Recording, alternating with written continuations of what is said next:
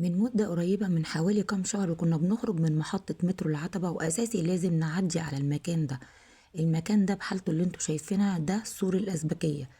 ده يعتبر مكتبة مفتوحة وموسوعة كتب موجودة في سور الأزبكية. ده الشكل القديم اللي كان موجود من حوالي شهور في سور الأزبكية، اللي بيعرض جميع أنواع الكتب وكتب المدارس، الكتب الخارجية، قصص، روايات، كتب تعليمية، كتب أجنبية، كتب عربية موجودة هنا في سور الأزبكية.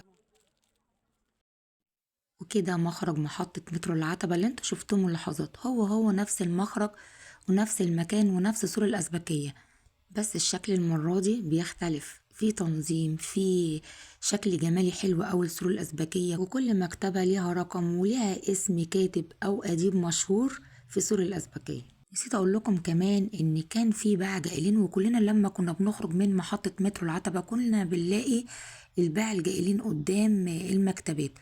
انا شايفة كده التطوير للافضل، وعاوزة اقول لكم كمان ان هم عاملين ساحة كبيرة لإقامة ندوات خاصة بالشعراء الأدباء، ندوات الجامعات. في فعلا تطوير جميل جدا حاصل في سور الأزبكية.